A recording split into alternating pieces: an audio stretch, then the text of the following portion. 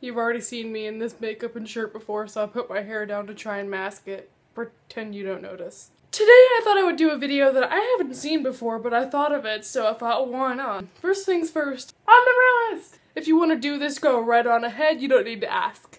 Today's video is going to be books that I flew through, that I read quickly. Actually, why did I just explain? You know exactly what I meant. Let's go.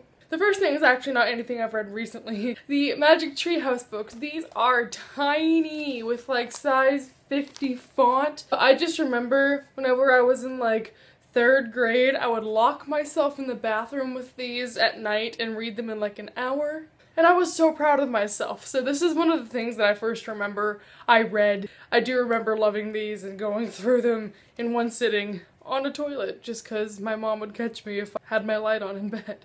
The next book I hope is not a surprise to you, but it is Ignite Me by the Bay, aka Tahereh Mafi. I remember buying this, coming home, reading the first half of it, going to bed at 2 AM, ignoring my teachers the rest of the next day because I was reading during class. I saved the last 50 pages until I got home again because I didn't want to finish it during school and be like, I just finished Ignite Me during class. Technically I didn't read this all in 2 sittings, but it was less than 24 hours and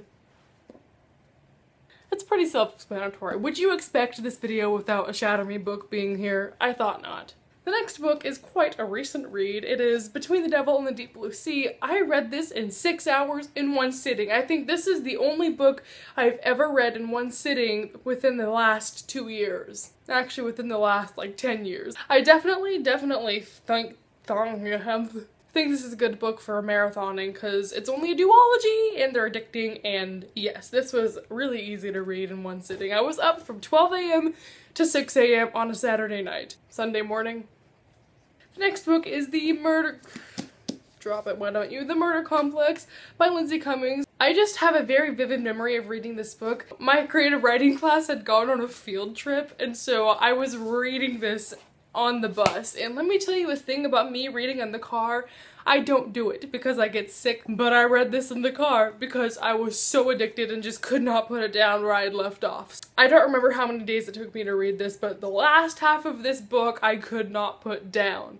The next book is also something that I read on a bus coming home from a field trip. That's weird. I read a lot of books on field trips. Angel Fall by Susan E. I brought this to a weekend trip with my German class. I remember everyone was out socializing one night and I was inside my room reading this.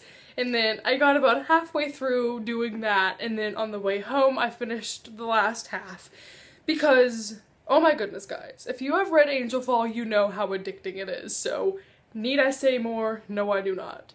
The next book is The Skies Everywhere by Jandy Nelson. I just remember being up at like 2 o'clock on a school night, having finished this, and I was just crying. And there's a picture on Instagram somewhere of this, but I definitely sacrificed some sleep hours to get this one done because it was so addicting. This is one of my favorite books ever, so if you have not read this book, what are you doing? The next book is Stargirl by Jerry Spinelli. At one point last year, I was just reading very slow, so I told myself to read the shortest book on my shelf, and that was this. And since it's the shortest book, I read it in like 1 or 2 sittings. This is also an amazing book that I will remember for a long time. It's in my top 10 most influential books video. I just really remember enjoying this, and that's probably why I couldn't put it down, is because it was just so inspiring. The next series is the City of Bone, or not City of Bone series, the Mortal Instruments series. I read these last August when only the first 5 were out, and I flew